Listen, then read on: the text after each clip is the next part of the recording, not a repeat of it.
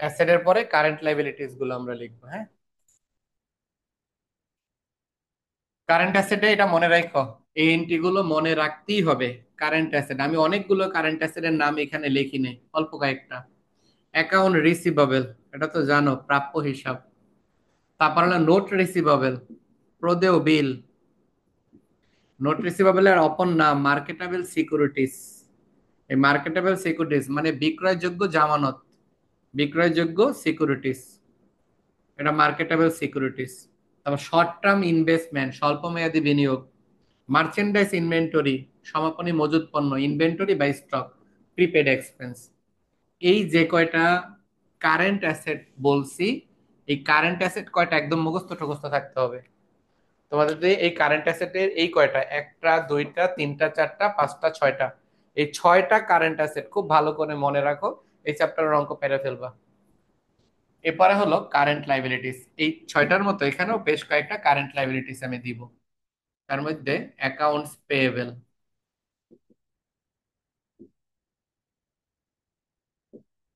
Accounts payable, notes payable,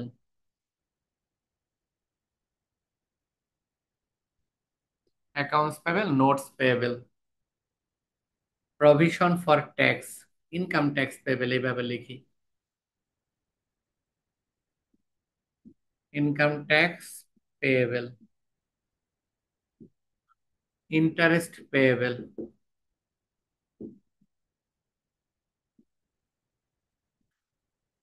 interest payable. আরেকটা লিখতে পারি accrued expense, accrued expense payable.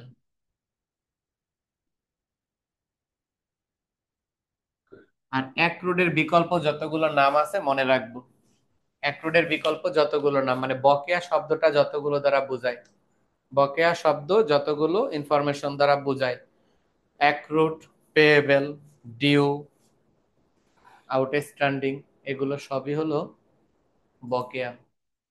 এই বকেয়ার সবগুলো প্রতিশব্দ আমাদের জানতে হবে। কারেন্ট লাইবিলিটিস এই কয়টাই।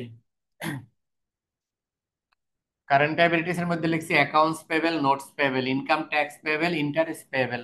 আর এক্রুড এক্সপেন্স পেয়েবল মানে খরচের বকেয়া। আমাদের ক্যাশ ফ্লো স্টেটমেন্ট যদি ইনডাইরেক্ট মেথড তোমাদেরকে শিখতে হয়, তাহলে অবশ্যই এই কারেন্ট অ্যাসেট কয়টা আর এই কারেন্ট লাইবিলিটিস কয়টা তোমাদেরকে অবশ্যই মনে রাখতে হবে। আরো কারেন্ট অ্যাসেট কারেন্ট লাইবিলিটিস মনে রাখার দরকার নাই যে এটা ছাড়াও তো আরো অনেক আছে, সেটা আমাদের মনে রাখার দরকার নেই। আমাদের শুধু এতটুকু মনে রাখা একদম মানে এটা ম্যান্ডাটরি, তোমাকে রাখতেই হবে বাধ্যতামূলক। এগুলো দেখে চিনতে হবে কারেন্ট অ্যাসেট, এগুলো কারেন্ট লাইবিলিটিস। এই কারেন্ট অ্যাসেটের মধ্যে একটা বিষয় দেখো, আমি ক্যাশ বা ব্যাংক কিন্তু লিখি নাই, ক্যাশ বা ব্যাংক লিখি নাই। এটার কারণ আছে, পরে আমরা এটা নিয়ে আলোচনা করব। এটুকু আশা করি হয়ে গেছে তোমাদের। আমরা রুলস এর অনেকটা ইনডাইরেক্ট মেথডের রুলস লেখা শেষ হয়ে গেছে, এখন আমরা ডিরেক্ট মেথডের রুলস লিখব। এটা মুছে ফেললাম। আজকের ক্লাসটা দুইটা অংশ ই হবে, ভিডিওটা দুইটা অংশে বিভক্ত হয়ে যাবে, কারণ কারেন্ট চলে গেছিল তো। তো দুইটা ক্লাসের ভিডিওটাই আমরা দিয়ে দেবো, দুইটা অংশ তোমরা দেখে নিও। চলো আমরা cash flow statement indirect method শিখবো, sorry direct method.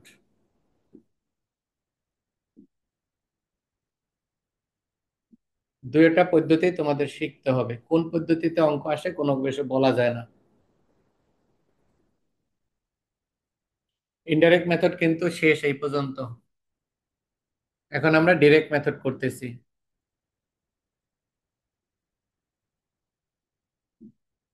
Cash collection from customer, cash collection from customer, এটার মধ্যে সেলস অথবা সার্ভিস রেভিনিউ, শুধু রেভিনিউ লিখি তাড়াতাড়ি তোমরা বুঝতে পারবা।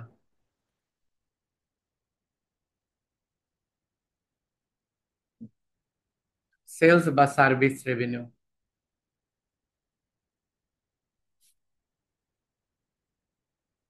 প্লাস সাইন দিলাম।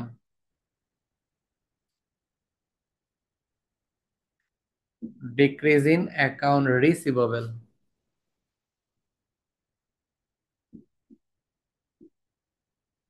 Minus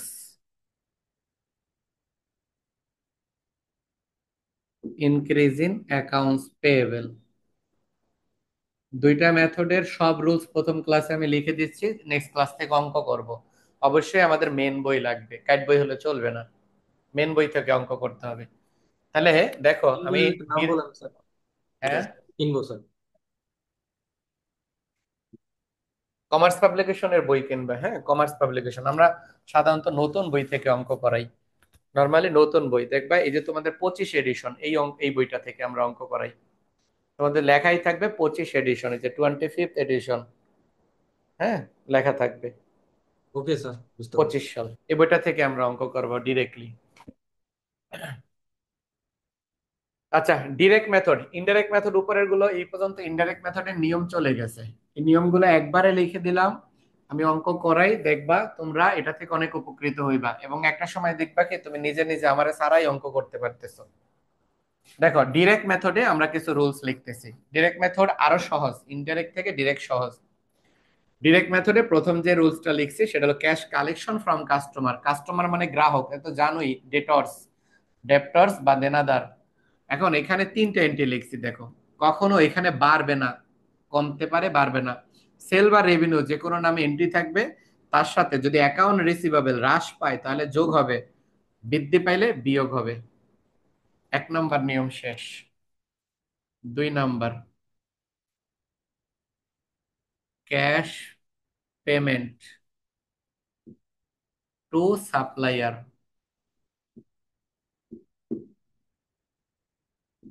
cash payment to supplier,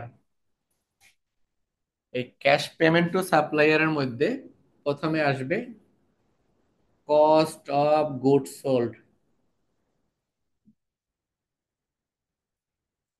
cost of goods sold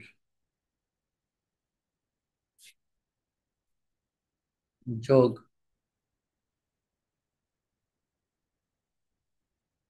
increase in inventory.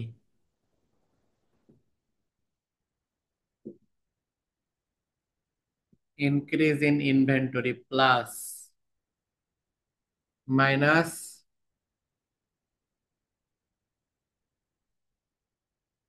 Decrease in inventory,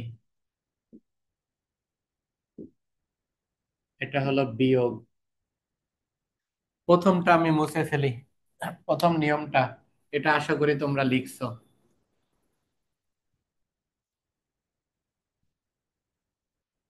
এটার নাম হবে নেট পারচেস। এটার নাম হয়েছে নেট পারচেস যোগ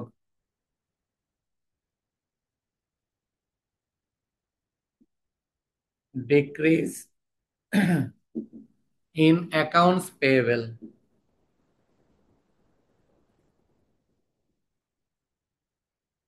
minus increase in accounts payable.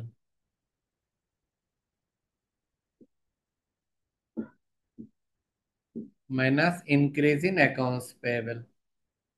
এই ওয়ার্কিংটা এখানেই close. Cash payment to supplier যে ওয়ার্কিংটা আমরা করলাম, সেখানে এই এন্ট্রির বাহিরে কখনো কিছু আসতে পারে না। এখানে কোনো কিছু সংযুক্ত হইতে পারে না, সংযোগ হবে না, বিয়োজন হবে। এখান থেকে কমবে, কখনো বাড়বে না। কস্ট অফ গুডস সোল্ড থাকবে, ইনভেন্টরি যা ঘটবে তাই, আর অ্যাকাউন্টস পেবেল যা ঘটবে তার উল্টো। আমি এগুলো মনে রাখা শর্টকাট টেকনিক দেখায় দিব, যে এত কিছু মনে থাকবে, হ্যাঁ থাকবে, খুব সহজভাবেই মনে থাকবে দেখবা। 3 নাম্বার ওয়ার্কিং করতেছি। 3 নাম্বার নিয়ম, cash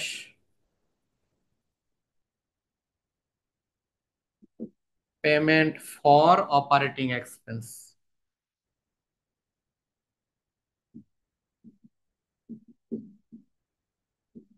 operating expense,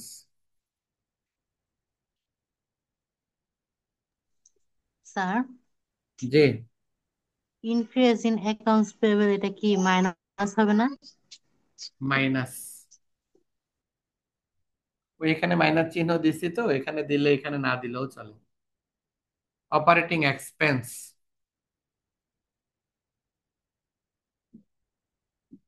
operating expense দুই রকম, সেটা তো তোমরা জানোই, এটা এখানে লেখার দরকার নেই। আমরা 3 নম্বর নিয়মে চলে গেলাম। অপারেটিং এক্সপেন্সকে দুই ভাগে ভাগ করে, একটা সেলিং এক্সপেন্স, একটা অ্যাডমিনিস্ট্রেটিভ এক্সপেন্স। এটা জানো যেহেতু এটা আর লিখলাম না। অপারেটিং এক্সপেন্স লিখলাম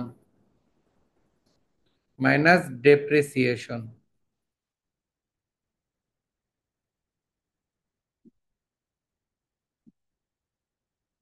এখানে লিখবো অন্তর্ভুক্ত থাকলে।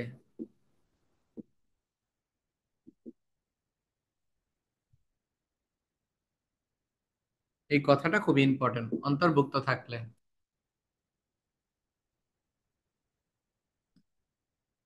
তারপরে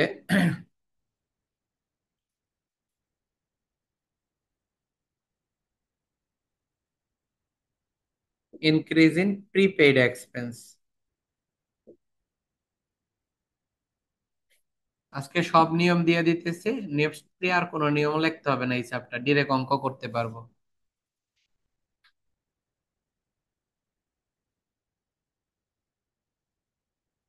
ডিক্রিজ ইন প্রিপেইড এক্সপেন্স।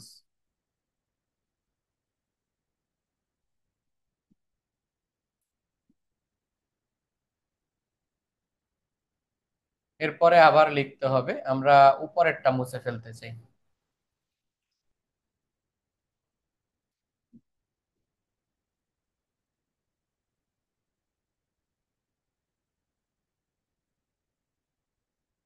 এইটার পরে আবার এদিকে লিখছি আমরা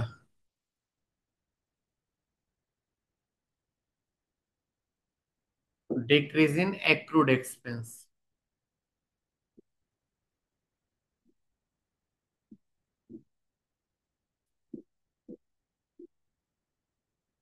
যোগ ইনক্রিজ ইন অ্যাক্রুড এক্সপেন্স।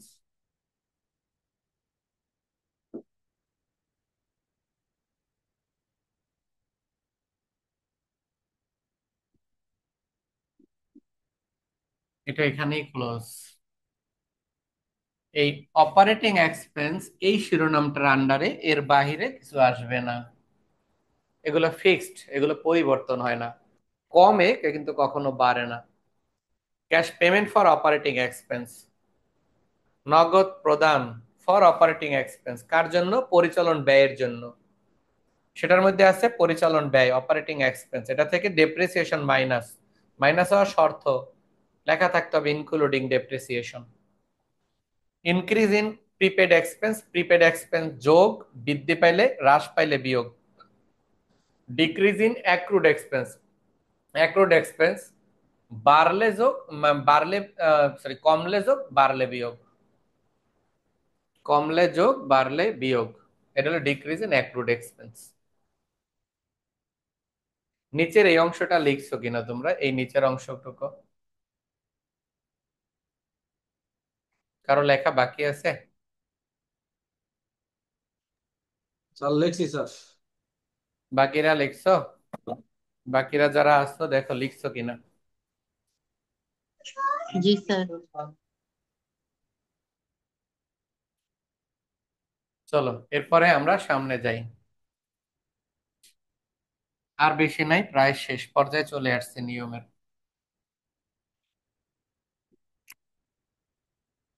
এটা কয় নাম্বার লিখছি?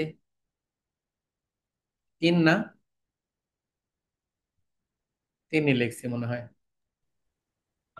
জি স্যার, 3 নাম্বার লিখছি। হ্যাঁ, cash payment for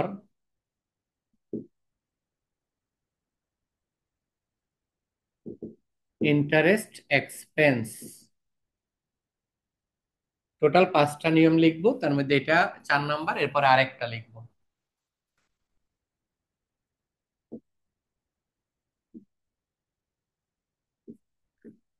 interest expense এর সাথে যোগ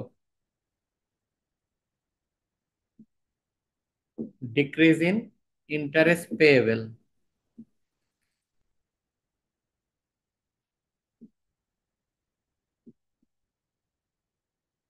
মাইনাস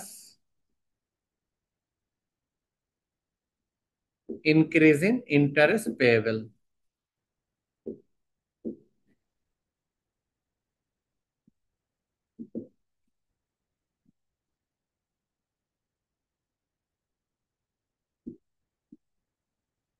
এটা এখানেই ক্লোজ। ইন্টারেস্ট পেয়েবল এর মধ্যে এটুকুই হবে।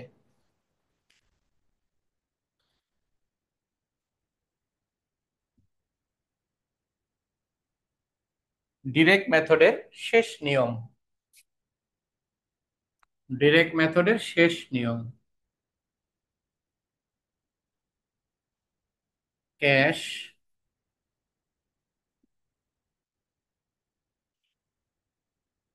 Payment for income tax. Cash payment for income tax, এটা হলো শেষ নিয়ম। স্যার, স্যার একটা কথা ছিল। হুম। স্যার এই যে ইন্টারেস্ট এক্সপেন্স, হ্যাঁ, ক্যাশ পেমেন্ট ইন্টারেস্ট এক্সপেন্স, এটা তো স্যার নিয়ে ইস্যু তো দেখি, এই যে সূত্র তো দেখি পাঁচটার মতো আছে, ছয়টা। ওইগুলো কি লাগবো না? বুঝে নাই, আরেকবার বলো তো। বলছি স্যার মেইন বইতে এই হুম। যে cash payment for interest expense, এখানে ছয়টা আছে, বা আপনি দিচ্ছেন দুইটা, বাকিগুলো কি প্রয়োজন হবে না? না, আর কোনো কিছু লাগবে না। এই সব ওই বইতে যা দেওয়া আছে সব আমি এখানে দিয়ে ফেলছি। ওকে। সব দিয়ে ফেলছি। পুরো বই সব অঙ্ক করাই ফেলবো, দেখবে এর মধ্যে। বইগুলো তো হজবরল করা থাকে, এটা সমস্যা। এই জন্য আমরা আমরা যে রুলসটা দিছি তোমরা অতটুকু খেয়াল রাখো। এরপরে দেখো আমি তোমাদের বই সব অঙ্ক করাই ফেলি এর ভিতরে। জি স্যার।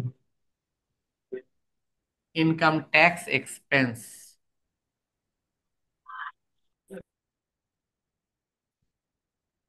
ইনকাম ট্যাক্স এক্সপেন্সের পরে যোগ decrease in tax payable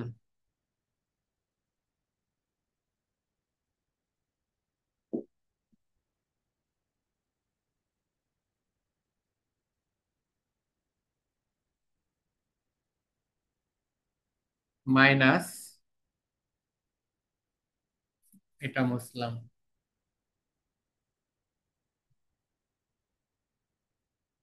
increase in income tax payable.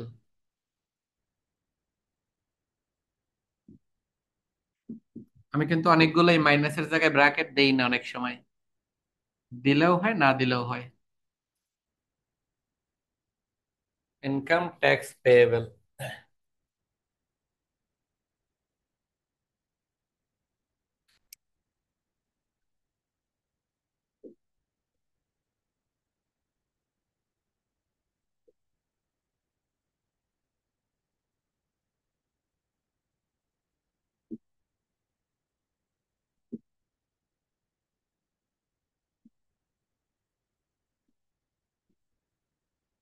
দেয়া না থাকলে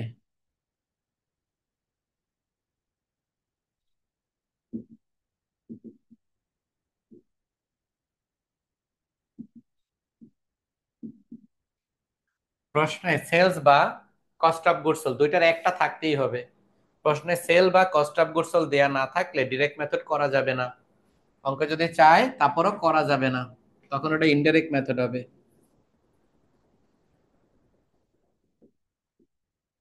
ডেপ্রিসিয়েশন, নেট ইনকাম,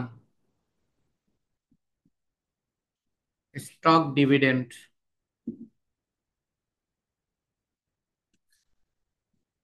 ডিরেক্ট মেথডে হিসাবভুক্ত হয় না,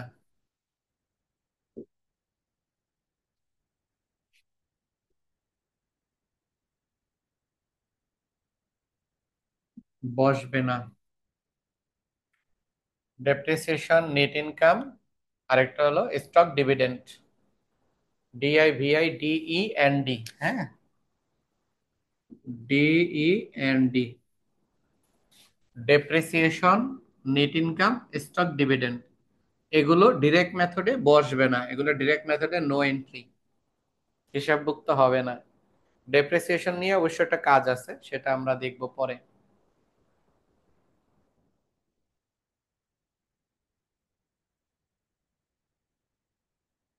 দেখো এই পর্যন্ত তোলা হয়েছে কিনা।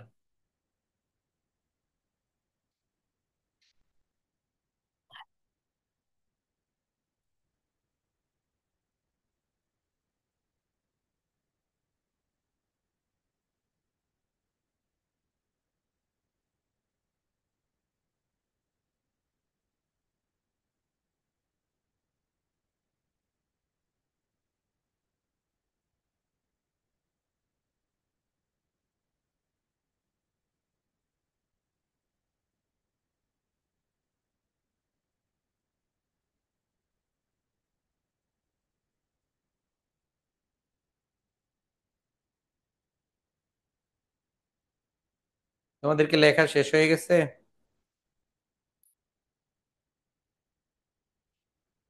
জি স্যার, শেষ হলো sir.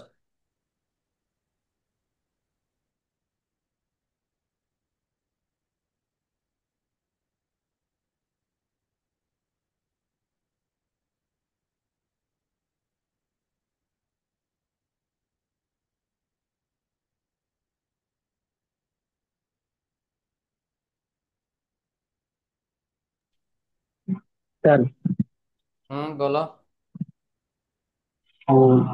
Cash payment for general expense এটা কি লাগবে না? বুঝি নাই। Cash payment for general expense cash payment for general expense expense. এটা কি এটা কি লাগবে না? জি তোমাদের জি, মধ্যে মনে হয় কেউ 6 নম্বরে একজন যেটা। ওই অপারেট করতেছো নাকি?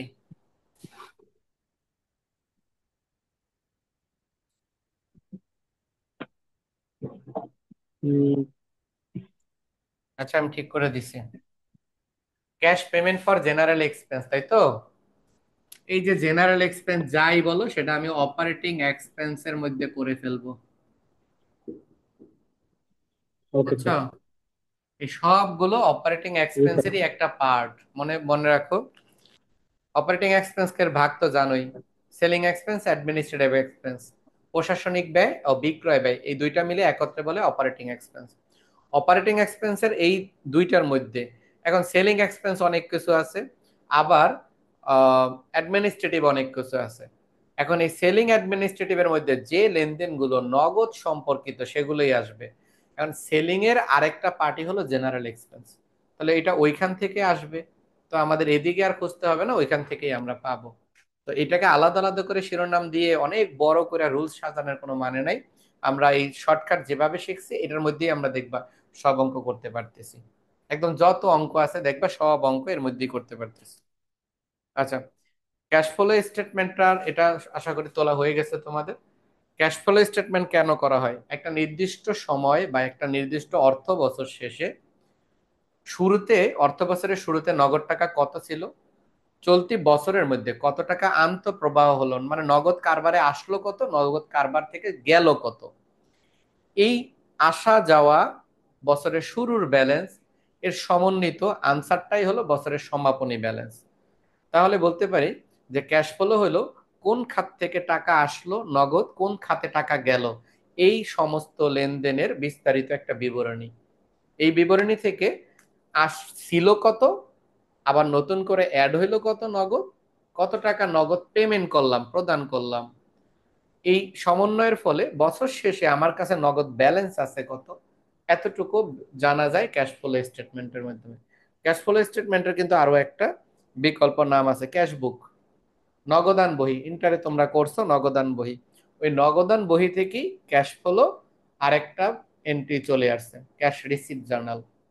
এই স্যার, ব্যাংক দুই ধরনের। রিকনসিলিয়েশনের মতন নাকি ব্যাপারটা স্যার অনেকটা? হ্যাঁ, ব্যাংক রিকনসিলিয়েশন। ব্যাংক রিকনসিলেশনের মতো, অনেকটা পার্ট ব্যাংক রিকনসিলেশনের মতো। ক্যাশ ফ্লো স্টেটমেন্ট কিন্তু একটা কোম্পানিকে অবশ্যই বাধ্যতামূলক ভাবে জনগণের নিকট প্রদর্শন করতে হবে। এবং একটা মাল্টিন্যাশনাল কোম্পানি অর্থাৎ লিস্টেড কোম্পানি, যারা তালিকাভুক্ত, প্রাইভেট বা পাবলিক যে কোনো কোম্পানি হোক না কেন, তাদেরকে ক্যাশ ফ্লো স্টেটমেন্ট বাধ্যতামূলক রাখতে হয়। আর ক্যাশ ফ্লো স্টেটমেন্ট যেন তেনভাবে তৈরি করলেই চলে না। ক্যাশ ফ্লো স্টেটমেন্ট তৈরি করার একটা নিয়ম আছে। 11 সেকশন 11 অনুযায়ী ক্যাশ ফ্লো স্টেটমেন্ট তৈরি করতে হয়। এটা আমাদের ক্যাশ ফ্লো। আইএফআরএস এর সেকশন 11 অনুযায়ী ক্যাশ ফ্লো তৈরি করতে হবে। সেখানে যে রুলস বর্ণনা করা আছে ওই রুলস বেস করেই করতে হবে, নিজেরা ইচ্ছা করে করতে পারবো না। ক্যাশ ফ্লো স্টেটমেন্ট সাধারণত তিন রকম। একটা হলো এই যে যে অঙ্কগুলো দেখলাম, আমি যতটুকু লিখলাম, ডিরেক্ট মেথড, ইনডাইরেক্ট মেথডের দুইটা ক্যাশ ফ্লো হয়, আরটা হলো ফ্রি ক্যাশ ফ্লো হয়। হ্যাঁ, এখন ওই নগদ মুক্ত ক্যাশ ফ্লো যেটা, সেই অংশটা তো আর তোমাদের নাই, ওগুলো আর আসবে না। নর্মালি আসবে হলো ডিরেক্ট মেথড, ইনডাইরেক্ট মেথড। পরীক্ষায় কিন্তু দুইটা কাজে লাগবে। যদি ডিরেক্ট মেথড পার্ট সি তে আসে, ইনডাইরেক্ট মেথড থেকে সামান্য পরিমাণ ক্যালকুলেশন করতে হবে পার্ট বি তে। অথবা বিতে যদি ডিরেক্ট মেথডের কোনো অংশ আসে, তাহলে ইনডিরেক্ট মেথড আসবে সিতে।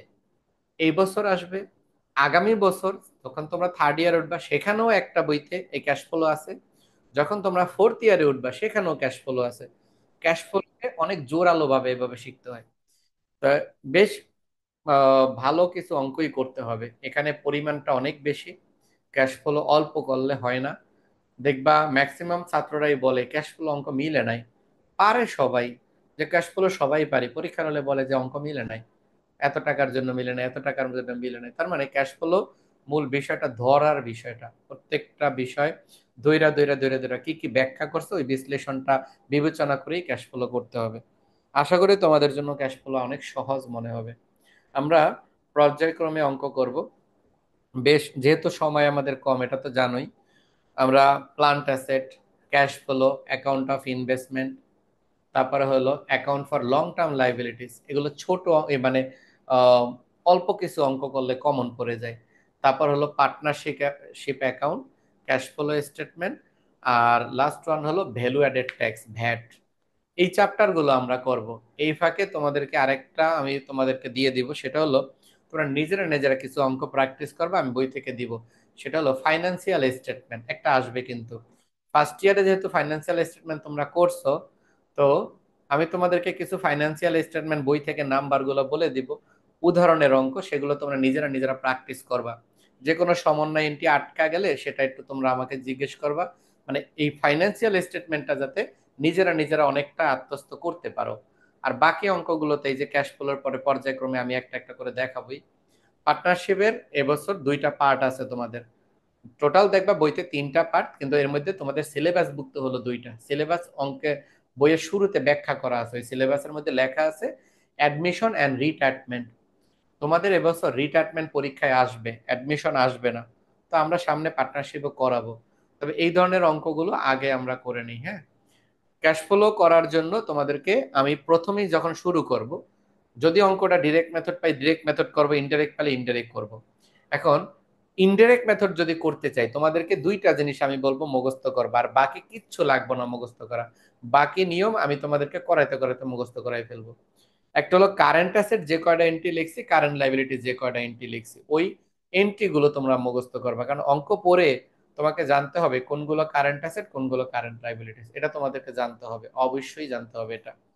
আর ডিরেক্ট মেথড করার জন্য আমরা এই যে পাঁচটা টার্মস লিখছি, দেখো পাঁচটা, এরকম করে একটা দুইটা তিনটা চারটা পাঁচটা, এখানে পাঁচটা টার্মস এর মধ্যে কিন্তু বেশ কিছু এন্ট্রি লিখছি, যোগ বিয়োগ যোগ বিয়োগ। তোমরা দুইটা জিনিস মনে রাখবা, সেটা হলো এইটা মুছে ফেলি, এটা তো আর লাগবে না। হ্যাঁ, এটা মুছে ফেলি। আচ্ছা, একটা মনে রাখবা ইনভেন্টরি, আর একটা হলো প্রিপেইড এক্সপেন্স। এই দুইটার নিয়ম কি জানো? এই দুইটার নিয়ম হলো যদি বৃদ্ধি পায় তুমিও বাড়াইবা, যদি হ্রাস পায় তুমিও কমাইবা। মানে ইনভেন্টরি প্রিপেড এক্সপেন্স বাড়লে বাড়বে, কমলে কমবে। আর বাকি যা লিখছি না সেটা উল্টা। তো বাকিগুলো মনে রাখার দরকার নাই, যেমন আমি কেমনে এত কিছু মুখস্থ লিখে ফেলছি, আমি এটা টেকনিকটা ধরে রাখছি, তো আমি ওই টেকনিকটা ফলো করে অঙ্ক করাই, তাহলে অঙ্ক তাড়াতাড়ি শেষ হয়। তাহলে মনে রাখবা এই যত পাঁচটা নিয়মের মধ্যে যতগুলো যোগ বিয়োগ লিখছি তার মধ্যে এই দুইটা নিয়ম মুখস্থ রাখবা। একটা হলো ইনভেন্টরি আর একটা প্রিপেড এক্সপেন্স। এই দুইটা নিয়ম যদি প্লাস হয় প্লাস করবা, মাইনাস হইলে মাইনাস করবা। আর বাকি যত নিয়ম এখানে লিখছি সব উল্টা লিখছি, কমলে বাড়াইবা বাড়লে কমাইবা। কারণগুলো পরে আমরা অঙ্ক করার সময় ব্যাখ্যা করব। এখন তোমাদের যে বিষয়টা, যে টাইমের বিষয়টা, হ্যাঁ আমার কাছে কিন্তু টাইমের স্লট খুবই কম। কারণ আমার এই যে 7টা থেকে সন্ধ্যা 7টা থেকে রাত 12:30 পর্যন্ত আমার একটার পর একটা ব্যাচ চলে। তো তোমরা যারা আছো আনমিউট করো। আমি 15 তারিখ পর্যন্ত তোমাদের এই শিডিউলে পড়াবো। 15 তারিখের পরে আমার 10টায় একটা ব্যাচ খালি হয়ে যাবে। 10টার ব্যাচটা পড়ানো এই মাসে শেষ হয়ে যাবে, মানে 15 তারিখে আমি ওদেরকে বিদায় দিয়ে দেব। ওদের কোর্স কমপ্লিট হয়ে গেছে, ওরাও সেকেন্ড ইয়ারই তোমাদের সাথী, কিন্তু ওরা অনেক আগে শুরু করছে, ওদের বই শেষ হয়ে গেছে পড়ানো। তো আমি ওদেরকে বিদায় করে দিব। তো ওরা 15 তারিখে থেকে আর পড়বে না, আমি বলছি বাসায় করতে। এখন তোমরা কি 10টায় পারবা? ওই সময়টা যদি তোমাদের দিয়ে দিই, স্যার 10টা জি হলে স্যার, স্যার আরো ভালো হয় 10টায় স্যার। হলে বেশি ভালো হবে। বেশি ভালো ঠিক হবে আছে। 10টায় স্যার। তাহলে আমি ওদেরকে 15 তারিখে, ওদের কোর্স কমপ্লিট, আমি ওদেরকে বলছি তোমাদের আর করার দরকার নাই। ওদেরকে নিজেদেরকে বাসায় বলছে যে 1 মাস তোমরা যত বোর্ড কোশ্চেন আছে নিজেরা নিজেরা সলভ করো, তারপরে আবার সমস্যা হলে আমার সাথে যোগাযোগ করো। আর এটা অনলাইনের ব্যাচ ছিল, আমি ওদের একদম, ওরা যখন তোমরা ফার্স্ট ইয়ার থেকে সেকেন্ড ইয়ারে উঠে গেছো সাথে সাথেই ওরা ভর্তি হয়েছে।